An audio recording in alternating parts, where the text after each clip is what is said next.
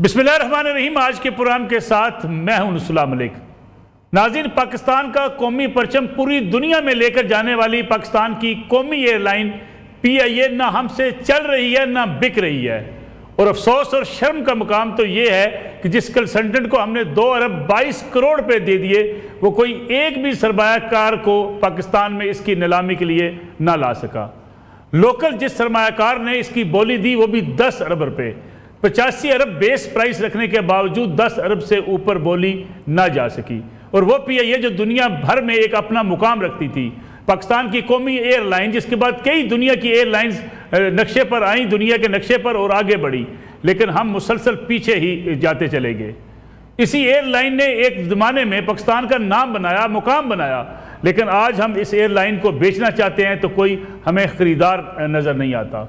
माजी में भी कई बार इस एयरलाइन को बेचने की कोशिश की गई, लेकिन उसमें कामयाबी ना हो सकी। और इस बार जब ये फैसला कर लिया गया कि वो इदारे जो खसारे में चलते हैं उनको हर हालत में बेच दिया जाएगा, तो PIA के लिए जो भी हमने कोशिश की वो सारी रायगां चली गई। गोया 90 लाख रुपए की तशहीर भी की गई, उसका भी कोई फ़ायदा नहीं हुआ। और अब देखना यह है कि क्या PIA हम चला नहीं पा रहे, हम चलाना नहीं चाहते, और अगर हम बेचना चाहते हैं तो हम बेच भी नहीं पाते। वजह क्या है, आखिर क्यों हम इस सतह पे आन पहुँचे हैं कि वो इदारे जो एक मुकाम रखते थे, हमारे लिए एक मुनाफा बख्श इदारे थे, फिर खसारे में चले गए। खसारे में जाने के बाद अगर हम उनको फ़रोख्त करना चाहें तो कोई सरमायाकार भी दिलचस्पी नहीं रखता।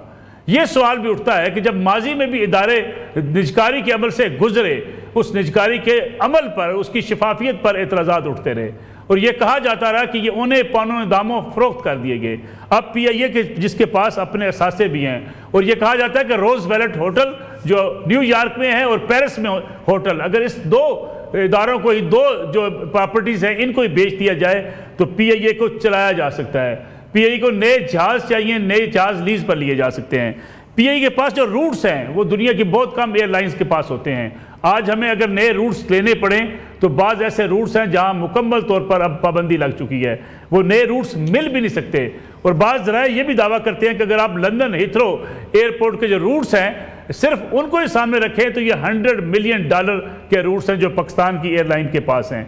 लेकिन आखिर वजह क्या है कि हम अपनी कौमी एयरलाइन को आज बेच भी ना पाए। इसमें बात करेंगे, साथ ही साथ जायज़ा लेंगे कि हमारी कोताहियाँ कहाँ पे हैं, गलती कहाँ पे है, और PIA को हम क्यों औने पौने दामों फ़रोख्त करना चाहते हैं। अगर 10 अरब से ऊपर बोली नहीं जाती तो फिर हम करेंगे क्या। साथ ही साथ KPK की हुकूमत भी मैदान में आ गई है, वो कहते हैं कि PIA हमें दे दें। अब सवाल ये पैदा होता है कि KPK की हुकूमत जो पहले ही कर्ज़ों पर चल रही है, जो पहले ही खसारे में है, जो हर वक्त ये कहती है कि हमारे पास पैसे नहीं हैं, तो वो कैसे पैसे लेकर आएंगे और कौमी एयरलाइन को चला पाएंगे।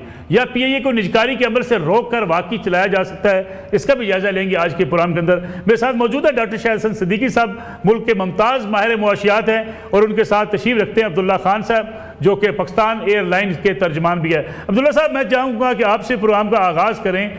PIA को हमने बेचना चाहा, हमने 2 अरब 22 करोड़ रुपए दे दिए कंसल्टेंट को, कोई गैर मुल्की सरमायाकार ना आया, और जो लोकल जो है जिसने सरमायाकार ने बोली लगाई वो भी 10 अरब रुपए, 85 अरब की बेस प्राइस। आखिर वजह क्या है, PIA ना हम चला पाते हैं ना बेच पाते हैं। बहुत शुक्रिया, और बड़ा आपने तफसीली इंट्रो इस पूरे मामले के ऊपर दिया। देखें, एक बात तो मैं यहाँ पे क्लियर करना चाहता हूँ कि मसला PIA या PIA के नाम में नहीं है। कि अगर आप इस बात पे प्रिज्यूम करते हैं कि शायद इसका नाम इतना बुरा हो गया या कंपनी की हालत इतनी बुरी हो गई है कि लोग इसको ख़रीदने के लिए तैयार नहीं है, देखें हमें ये समझना पड़ेगा कि इस पूरे प्रोसेस के अंदर बहुत सारी ऐसी चीज़ें जो शायद बहुत बेहतर तरीके से हो सकती थी। गुज़श्ता 1-1.25 साल से हम एक पूरे प्रोसेस के अंदर गए, और उस प्रोसेस के अंदर से एंड में हम अनफॉर्चुनेटली एक बदकिस्मती से एक ऐसे नतीजे के ऊपर निकले जो शायद उसने सबकी उम्मीदों पर पानी फेर दिया। PIA की इंतज़ामिया, इवन PIA की एम्प्लॉइज़ और हुकूमत पाकिस्तान तीनों इस बात के ऊपर बहुत ज़्यादा उम्मीदें लगा के बैठे थे कि शायद PIA एक फ्लैगशिप प्राइवेटाइजेशन प्रोजेक्ट होगा, और एक ऐसा इदारा जो कि मुल्क की शनाख्त है, एक ऐसा इदारा जो कि मुल्क का परचम बरदार है और पूरी दुनिया के अंदर इसका नाम है। अभी भी आप यूरोप में जाएँ, अमेरिका में जाएँ, उनको पाकिस्तान के किसी इदारे का नाम नहीं पता होगा, लेकिन PIA को वो जानते होंगे।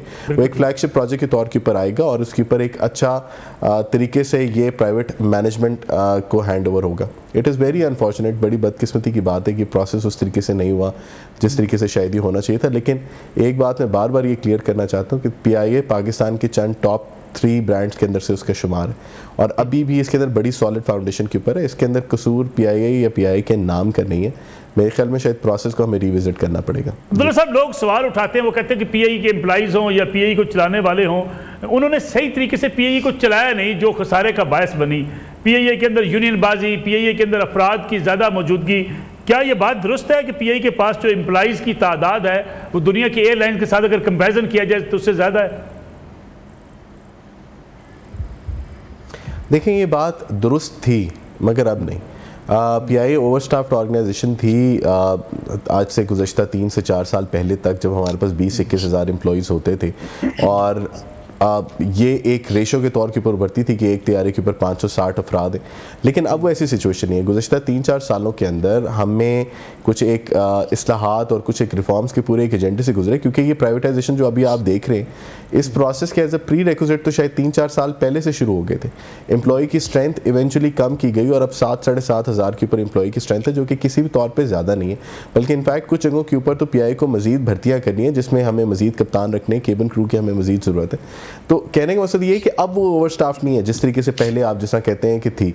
दूसरी बात ये कि एक बार हम ये बात कहते हैं, लेकिन अनफॉर्चुनेटली ये रेशो बहुत ज़्यादा निकलती है।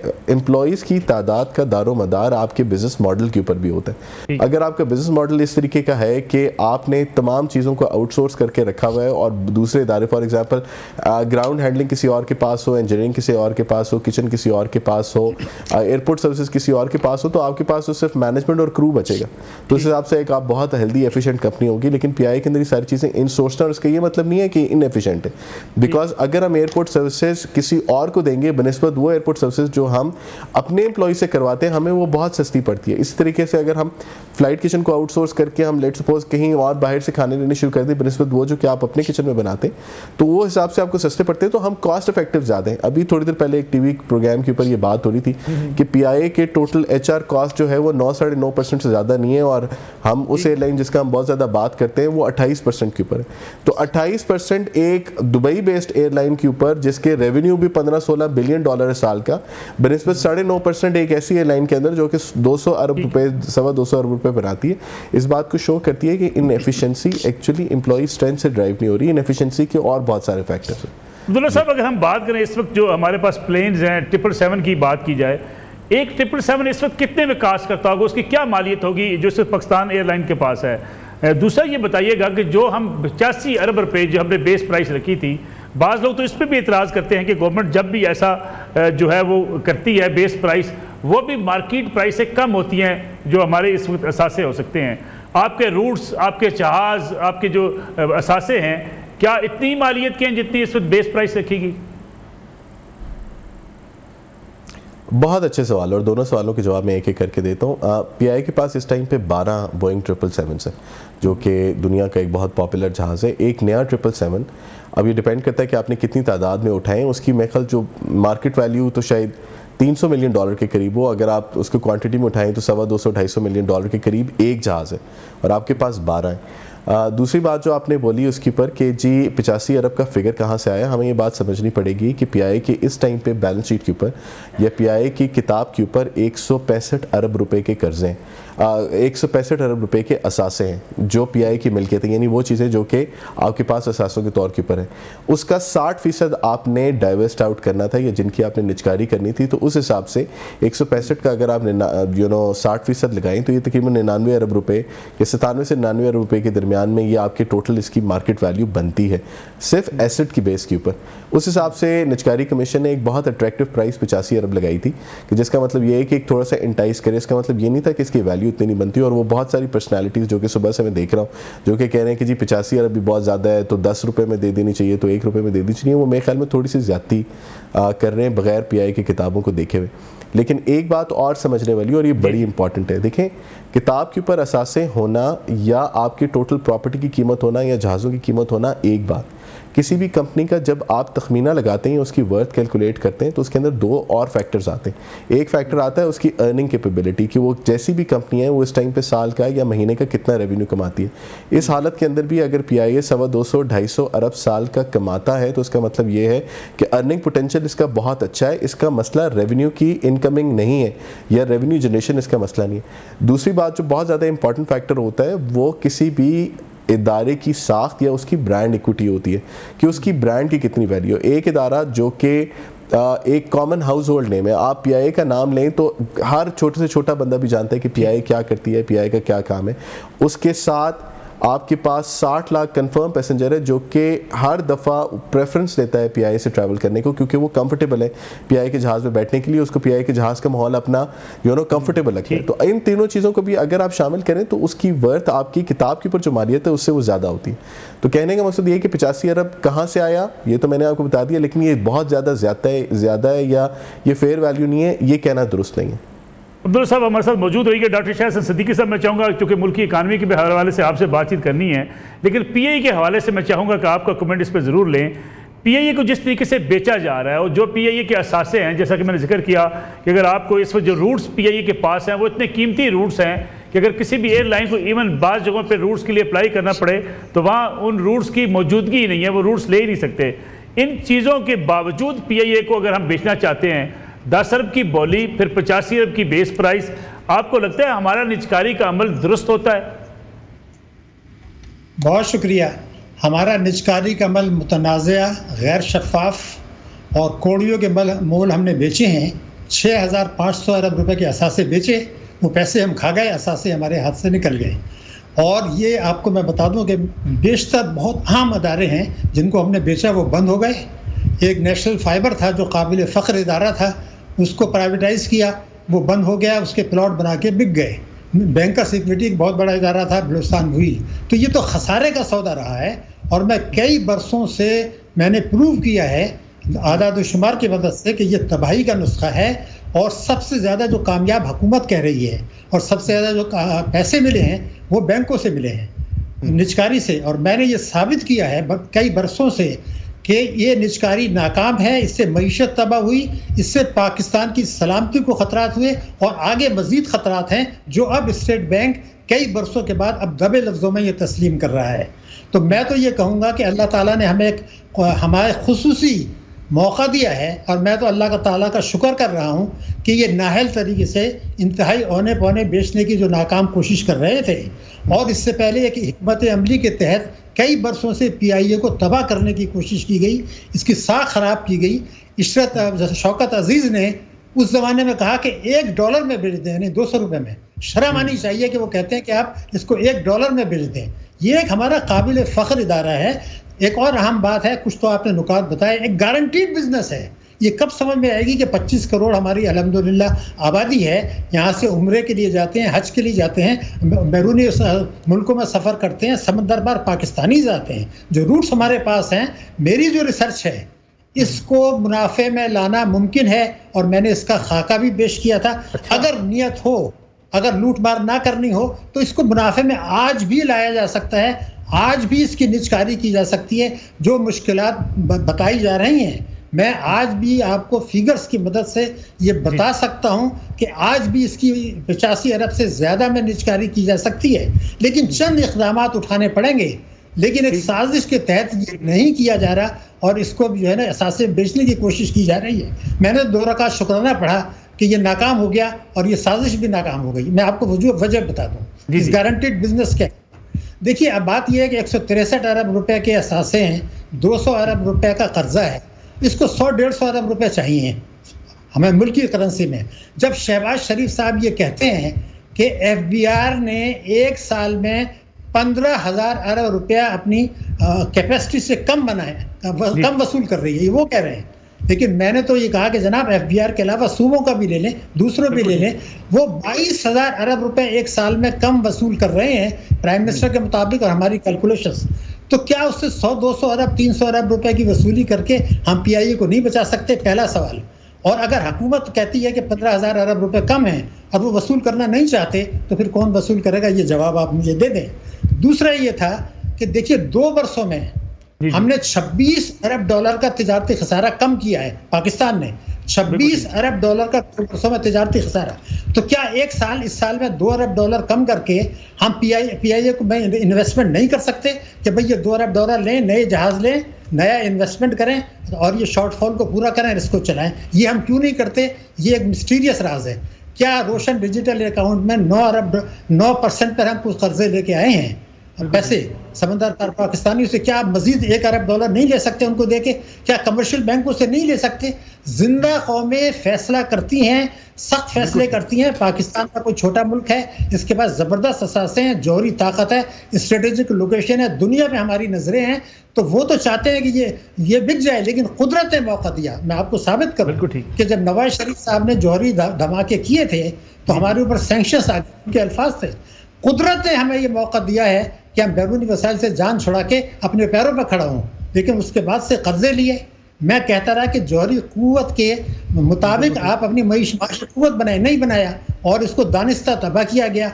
अब मैं ये पूछना चाहता हूँ कि अगर भारत 1994 में जो है IMF का कर्जा लेके बैंकरप्सी की तरफ जा रहा था, वो फैसला करके IMF के प्रोग्राम से बाहर निकल आया और आज तक नहीं गया, तो पाकिस्तान जिंदा कौम की हैसियत से ये क्यों नहीं कर सकता कि अपने चंद 100 अरब डॉलर के जो है वो टैक्सों की वसूली बढ़ाए, कुछ शाना अखराजात कम करें, तिजारती खसारा जो है वो जब 26 अरब डॉलर 2 साल में, तो हम 2-3 अरब डॉलर वो कम करें, समझदार पाकिस्तानियों से, तिजारती बैंकों से, और इसको चलाएं, मुनाफे बख्श बनाएं। अलबत्ता जो यहाँ का मैनेजमेंट है और जो बोर्ड ऑफ डायरेक्टर्स है, उनसे तहरीरी तौर पर लें कि अगर हम आपकी ये मदद कर दें तो क्या आप ये गारंटी करते हैं कि 1 साल में मुनाफे में आ जाएगा? अगर नहीं करते तो मैं हिकमत अमली का खाका देने के लिए तैयार हूँ जनाब।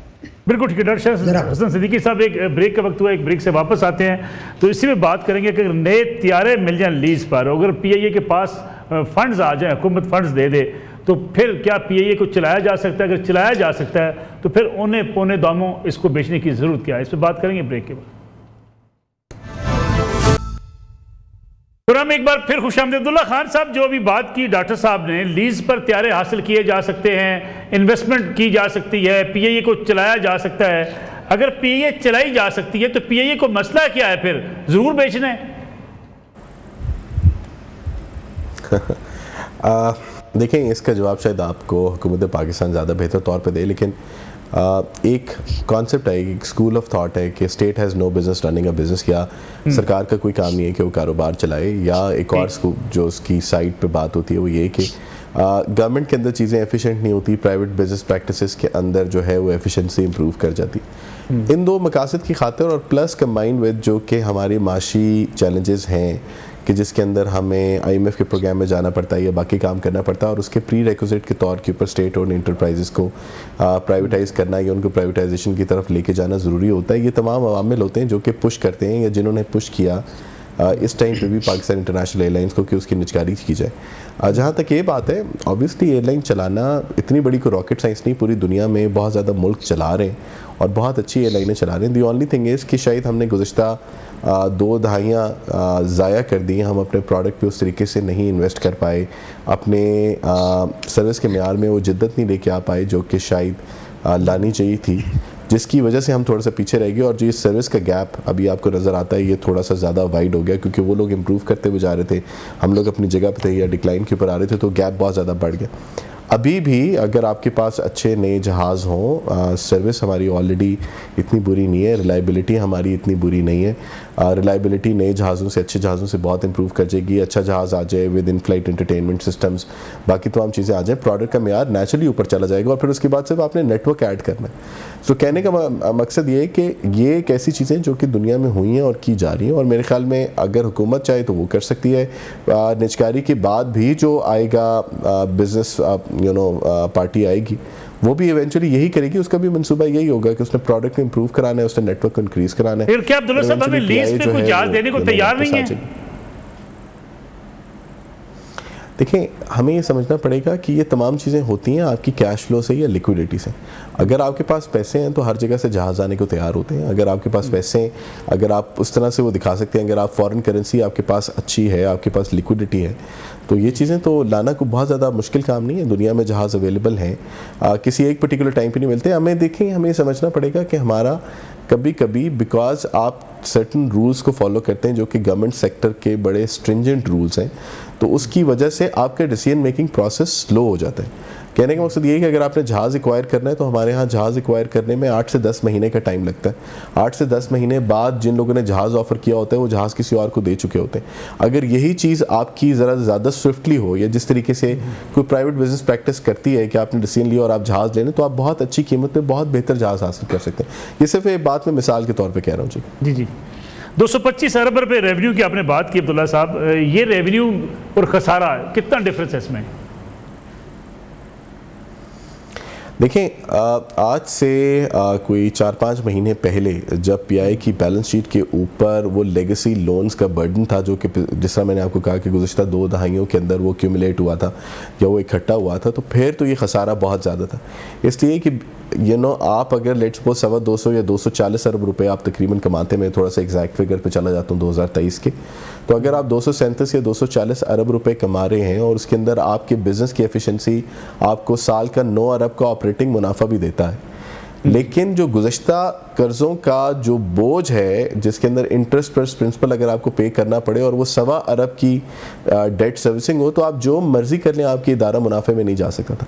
मई के अंदर जब पीआई की होल्डिंग कंपनी बनी और ये सेग्रीगेशन हुई और बहुत ज़्यादा डेट पीआई का उठा के होल्डिंग कंपनी में पार कर दिया गया, तो अब आपके पास एक क्लीन और एक बहुत हेल्दी पाकिस्तान इंटरनेशनल एयरलाइंस है, जिसके अंदर अब आपको वो कर्ज़े नहीं पे करने, वो पुराने कर्ज़ों का बोझ आपके ऊपर नहीं पड़ा हुआ, जिसका मतलब ये है कि अब जो इंशाल्लाह इस साल के रिज़ल्ट अब आप देखेंगे अप्रैल के बाद में, उसके अंदर पीआई आपको मुनाफे में नज़र आएगी।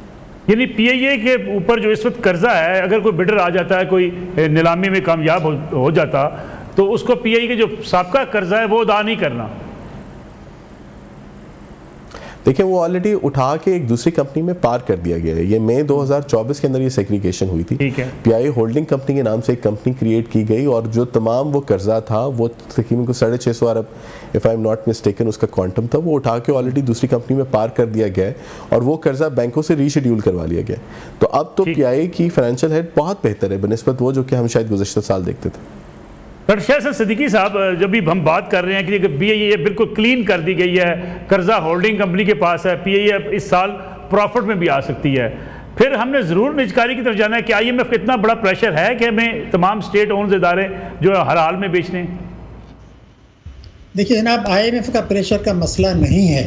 मैं आपसे बताता हूँ कि मुस्लिम लीग नून का मंशूर में ये लिखा है, उनका मंशूर है कि हम पीआईए की निजकारी नहीं करेंगे, इसको खित्ते का काबिल फ़ख्र इदारा बनाएंगे।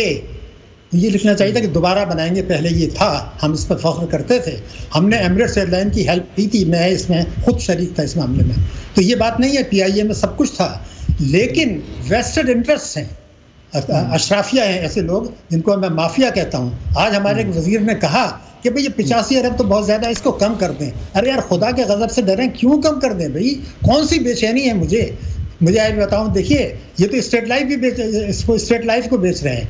मैंने इसको बैलेंस शीट को देखा है स्टेट लाइफ में, ये समंदरदार पाकिस्तान से एक पाकिस्तानी को यहाँ लेके आए, उसने जो मुनाफा बढ़ाया है, हुकूमत तस्लीम कर रही है कि पाकिस्तान की तारीख में इसकी कोई मिसाल नहीं है। 3 साल से वो मुनाफा बढ़ा रहा है, ये उसको भी निजकारी करना चाह रहे हैं। ये खेल है पाकिस्तान में कि आप अपने असासे औने पौसे बेचें और गैर मुल्की आकाओं को खुश करें, ईस्ट इंडिया कंपनी का दौर वापस लाएं, क्योंकि बैरूनी जो आप बेचते हैं बैरूनी पार्टीज़ को, तो ये ईस्ट इंडिया कंपनी का दौर वापस ला जाता है। Recolonisation of state of Pakistan, new grade game का ये मकसद है।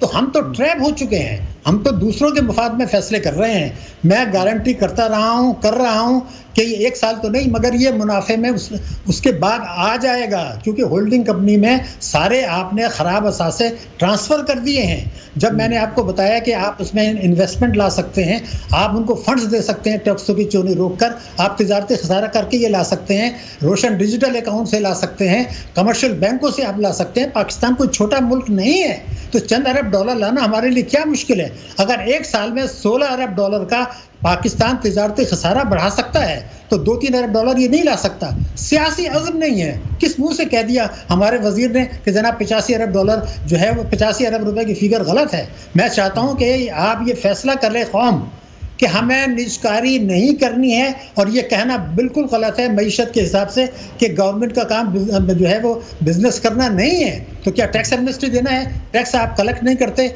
आप जो है ना फिर क्या करेंगे? आखिर पीएसओ कौन जो है वो क्या कभी उसको प्राइवेटाइज कर सकते हैं आप? क्या आप नेशनल बैंक को कर सकते हैं? खुदा के गजब से डरें, क्यों नहीं रहेगा? ये जौहरी कुव्वत है जिसके दुश्मन कुव्वतें हैं, स्ट्रेटेजिक लोकेशन है। हमें हर हालत में अपने कीमती असासों को करना है, मुनाफे में लाया जा सकता है, इन्वेस्टमेंट दिया जा सकता है, सियासी अज़्म होना चाहिए। अगर आप पीआईए को बदनाम करेंगे, जो है 15 साल से उसके ऊपर आपने निजकारी की तलवार लटकाई है, वहाँ का स्टाफ जो है वो मायूस है, कब पता नहीं गोल्डन। मैं कहता हूँ आप टैक्सों की वसूली करें, चोरी रोकें और इनको गोल्डन हैंडशेक दे दें। अगर कुछ फाजिल मसला है तो आप उसका हल ये निकालें कि वहाँ से चोरी रोकें और उनको गोल्डन हैंडशेक दे दें। कुछ जो ऐसी चीज़ें हैं जो कि पीआईए ना करे उसको आउटसोर्स कर दें। मैं कहता हूँ मनसूबा बंदी मैंने भी की है, हम बताएं कि ये कितनी तबाही का नुस्खा होगा अगर इसको किया। लेकिन सवाल ये पैदा होता है, मैं आपको एक तजवीज़ देता हूँ, एक कमीशन बनाएं जिसको 1 हफ्ते का टाइम दें और वो ये कहें कि अब तक जो निजकारी बड़ी हुई है, जिसको मैंने फिगर्स दी हैं, जिसको सब मानते हैं कि वो तबाही का नुस्खा सलामती के लिए, पाकिस्तान के लिए नुकसानदायक है, अगर उससे आप इस नतीजे पर पहुँचते हैं और उसकी रिपोर्ट से पहुंचेंगे, हम साबित करूंगा, मैं उनको स्टैटिस्टिक्स दूंगा कि निजकारी तबाही है, नुकसानदेह है, तो फिर आप किस मुंह से दोबारा गलती करने चलें? पहले 1 हफ्ते में रिपोर्ट तो ले लें, क्यों शर्मा रहे हैं? और आपको पता है कि इसमें जो है सूबे इसमें पीपल्स पार्टी भी इसको अपोज कर रही है, वो भी ये कह रहे हैं। तो ये तो दानिस्ता आपने उसको तबाह कर दिया कि $1 में बेच दें, ये कर दें, वहाँ पर फंड्स नहीं दे रहे, तो ये तो आप तबाह कर रहे हैं अपने आप को गैर मुल्की आकाओं को खुश करने के लिए। ये है न्यू ग्रेड गेम, हमें ये काबिल कबूल नहीं है। कमीशन बनाएं, रिपोर्ट लें, असासों की डिटेल्स में बताता हूँ कि किस तरह रुपीज़ आएंगे, किस तरह डॉलर्स आएंगे, किस तरह सरमायाकारी आएगी और किस तरीके से आउटसोर्स किया जाएगा। बाकी को आप हुकूमत में चलाएं, हर हालत में चलाएं, इसको भी चलाएं, स्टेट लाइफ को भी चलाएं, पीएसओ को भी चलाएं, ना बेचें। स्टेट लाइफ ने जो कुछ दिखा दिया है, साबित कर दिया है कि वो इतना मुनाफा पाकिस्तान की तारीख में कभी नहीं किया। एक आदमी ने जो कि समंदर पाकिस्तानी से लेके आए थे, यहाँ भी अच्छा मैनेजमेंट लाएं, अच्छा बोर्ड ऑफ मैनेजमेंट लाएं और उनसे कहें कि आप हिकमत अमली बना के दें कि हम आपको ये फंड्स देते हैं, हम आपको ये चीज़ें देते हैं, ये गारंटी करते हैं, गारंटीड बिजनेस है। अब आपको गारंटीड बताइए कि आपके हिकमत अमली में प्रॉफिट कैसे आएगा। 2 साल से पहले ये प्रॉफिट में आ जाएगा। डॉक्टर साहब, केपीके हुकूमत ने जो है अपनी ख्वाहिश का इजहार किया है कि पीआईए उनको दे दी जाए, ये आपको लगता है फिजिबल है? वो सियासी बयान है, इससे ज़्यादा कुछ नहीं है, इसलिए कि उन्होंने कहा कि हम 10 अरब से ज़्यादा बोली देंगे, कल को कहेंगे 10 अरब 100 रुपये, ये कोई बात है कि देखिए ना, ये उन्होंने तो ये एक सियासी बात कर दी है, उसको वहीं तक रखें। मेरे ख्याल से मैं इस पर तनकीद नहीं करना चाहता, लेकिन ये बेकार की बात है। जो हुकूमत पाकिस्तान जो कुछ कर सकती है, स्टेट बैंक जो कर सकती है, हम जो कुछ कर सकते हैं, पीआईए का जो अच्छे लोग हैं वो कर सकते हैं, वो फ्रंटियर की केपी की हुकूमत नहीं कर सकती। सियासी बहन है, उसको मैं इससे आगे नहीं देखना चाहता। यहाँ प्रोग्राम में एक ब्रेक का वक्त हुआ, वापस आते हैं इस कमर्शियल ब्रेक के बाद। प्रोग्राम में एक बार फिर खुशामदीद। अब्दुल्ला साहब, अगर ये जो बोली अभी बेस प्राइस से बहुत नीचे आ गई, 10 अरब रुपए भी कैबिनेट के पास जाएगी, अब इसका होगा क्या, तरीकाकार क्या होगा? दोबारा से असर नो हम नीलामी की तरफ जाएंगे? देखें, अभी तो ये वफाकी काबीना के पास जाएगी मंजूरी या रिजेक्ट करने के लिए। तो अगर रिजेक्ट होगी तो फिर प्रोसेस पूरा असर नो दोबारा आपको शुरू करना पड़ेगा जी। लेकिन जो इतने पैसे खर्च कर दिए हमने कंसल्टेंसी के ऊपर, लोग सवाल करते हैं कि आपने कंसल्टेंसी के लिए जो पैसे दिए 2 अरब 22 करोड़ रुपए, इतने पैसे हमने ज़ाया कर दिए, हासिल क्या हुआ? कोई गैर मुल्की जो है वो सरमायाकार भी ना आया। देखें, ये तो ऑब्वियसली शायद निजकारी कमीशन इसका जवाब बेहतर तौर पे दे सके, लेकिन मेरे ख्याल में शायद हमें अपने पूरे प्रोसेस को रिविजिट करना पड़ेगा। कुछ शॉर्ट कमिंग्स हैं जो कि शायद यहाँ से हमें सीखनी पड़े और उसको इनकॉर्पोरेट करना पड़ेगा अगर हमने ये मनसूबे को दोबारा शुरू करना है। फॉरेन इन्वेस्टर्स का जहाँ तक ताल्लुक है, ऑब्वियसली उनको कुछ इंटाइस करने के लिए आपको कुछ इकदाम वहाँ पे भी लेने की शायद ज़रूरत पड़े, शायद इसको ज़्यादा अट्रैक्टिव करना पड़े, कुछ उनकी सिक्योरिटी, उनको जो उनके खदशात होते हैं वो आपको क्लियर करना पड़े। But then again main point है कि जिस तरह अभी थोड़ी देर पहले जो मेरे वर्दी कॉलीग हैं अभी बात कर रहे थे, वो ये कि कॉम्पिटेंसी की बात है। अच्छे मैनेजर्स यहाँ पे भी हैं, अच्छे मैनेजर्स बाहर से भी हैं। बाहर के ऊपर फ़ायदा सिर्फ ये होता है कि वहाँ पे फॉरेन करेंसी का एक्सेस बेहतर है पाकिस्तानी इन्वेस्टर के मुकाबले में, लेकिन पाकिस्तानी इन्वेस्टर जो है वो मार्केट को बहुत बेहतर समझता है। पाकिस्तानी इन्वेस्टर जो है वो इस जगह के तमाम चीज़ों से वाकिफ़ होता है। तो दोनों के, जैसा मैंने आपको कहा कि दोनों के प्रोज एंड कॉन्स हैं। एक अच्छा अगर हेल्दी कॉम्पिटिशन दोबारा करवाया जाए और एक अच्छे तरीके से इस पूरे प्रोसेस को किया जाए तो it can be successful next time. Abdullah साहब, एक इल्ज़ाम लगता है पीआईए के ऊपर भी कि पिछले एक साल के दौरान पीआईए की जो परफॉर्मेंस है वो जानबूझकर उसको मुतासर किया गया है, क्योंकि पीआईए को बेचना था, दुनिया को बताना था, पाकिस्तानी अवाम को बताना था कि पीआईए चल नहीं पा रही। फ़्लाइट्स कैंसिल होना, फ़्लाइट सर्विस में जो है वो सहूलियात का मुहैया ना होना, पीआईए का कितना कसूर है इसमें? देखिए, इन ऑल फेयरनेस आपको ये बात समझनी पड़ेगी कि जब एक अनसर्टेनिटी होती है आपके मुस्तकबिल से मुतालिक, एविएशन बिजनेस में या एयरलाइन के अंदर आप जो फैसले करते हैं आज उनका इम्पैक्ट अगले 2 से 3 साल के अंदर पड़ता है। तो आपको डिसीजन लेते हुए या बहुत सारी चीज़ों के ऊपर फैसला करते हुए, या फॉर एग्जांपल फ्लीट या प्रोडक्ट के ऊपर आपको डिसीजन ले रहे हैं जिसके अंदर आप चीज़ें इन्वॉल्व होंगी, उसके लिए आपको अगर ये बता दिया जाए कि शायद अक्टूबर के बाद या पहले, उससे पहले कहा गया जुलाई के बाद शायद कोई नया पार्टी आके आपको उठा लेगी, वो चलाएगी, अभी आप इस चीज़ के ऊपर रुक जाएं, अभी आप इसके ऊपर कोई फैसला ना करें, कोई लॉन्ग टर्म चीज़ को ना उठाएं, तो ऑब्वियसली उसका इम्पैक्ट आता तो है। और ये सारा अनसर्टेनिटी की वजह से था। कल अनफॉर्चुनेटली उसका एक ड्रॉप सीन हुआ, लेकिन कहने का मकसद उसके ऊपर ये कि अनसर्टेनिटी थी जिसका ये इम्पैक्ट था इस पूरे के पूरे मामले के ऊपर, और that is quite natural. Doctor Shahzad Siddiqui sahab, क्या होगा, क्या आपको लगता है कि जो इस वक्त आवाज़ें उठ रही हैं कुछ हुकूमती, जिसके वज़रा की आपने बात भी की, 85 अरब से नीचे लाने की कोशिश की जा सकती है बेस प्राइस को? देखिए, बात ये थी कि कौम अगर जिंदा है तो इसकी इजाज़त नहीं देगी। पहले ये बताया जाए, जैसे मैंने कहा कि ये जो इक़दाम की अभी हमने बात की, और ये कमीशन से ये रिपोर्ट तो बनवा लें कि अब तक की जो निजकारी है वो सलामती को ख़तरा हुआ है, मईशत को ख़तरा हुआ है, इदारे बंद हुए, हासिल क्या हुआ? मैं पूछना चाहता हूँ। मैं आपको एक फिगर दे देता हूँ ना, किसी बैंक का नाम नहीं लेता। पाकिस्तानी बैंकों ने हुकूमत के बजट खसारे के लिए, जो तिजारती बैंक हैं, 31,000 अरब रुपए के कर्जे दिए हैं। दोबारा गौर कर लीजिए, 31,000 अरब रुपए के कर्जे दे दिए। और जो इनका काम था सनत, तिजारत, ज़राअत, उसके लिए 12,000 अरब रुपए के दिए। दुनिया में कोई मिसाल बता दें, पाकिस्तान में कोई मिसाल बता दें कि जनाब आप सरमायाकारी के लिए कर्जे दे रहे हैं, आप तो कमर्शियल बैंक हैं। और मैं बता दूं, ना दुनिया में हुआ ना पाकिस्तान में, और उसकी वजह से बहुत से फॉरेन बैंक्स पाकिस्तान से परेशान होकर चले गए। और मैं आज आपको रिकॉर्ड पर बता रहा हूं कि ये निजकारी के बाद जो 31,000 अरब के जो कर्जे हैं, 2014 तक अगर आप देखें तो आपके कर्जे ज़्यादा होते थे, सरमायाकारी कम होती थी। अब जो है वो 31,000 और 12,000, इससे जो ज़बरदस्त तबाही आएगी। कल को अगर ये कह दिया गया कि आप अपने रीप्रोफाइलिंग कर लें, आप तो इन कर्जों पर सूद अदा नहीं कर सकते, तो आपके जो बैंक्स हैं, आपके म्यूचुअल फंड्स हैं, आपका स्टॉक एक्सचेंज है, खुदा न खास्ता ऐसी तबाही आएगी जो खौफ आता है। तो इस वक्त मसला निजकारी का नहीं है, इस वक्त ये कि जो हमारी खराबियाँ बैंकिंग में हैं, जो हमारे हुकूमती इदारों में हैं, वो ठीक करें और पब्लिक सेक्टर और प्राइवेट सेक्टर को कम्पीट करने दें। ये पाकिस्तान में निजी एयरलाइंस हैं, उसको कम्पीट करने दें, पीएसओ को कम्पीट करने दें दूसरी मार्केटिंग कंपनी से, जो दुनिया के मेरिट पे उसूल हैं, वो करेंगे तो ये सब ठीक हो जाएगा। और अगर सियासत करेंगे, अशराफिया को नवाजेंगे, तो फिर तो मुझे खौफ आता है, बड़ा नुकसान खुदा न खास्ता हो सकता है। फिर कहूँगा स्टेट लाइफ की मिसाल सामने रखें और बताएं कि कभी कोई और रिकॉर्ड किसी और ने दिया है हुकूमती शोबे के इदारों के अलावा, किसी ने इतनी परफॉर्मेंस दी है? अगर नहीं दी तो ये क्यों नहीं दे सकता?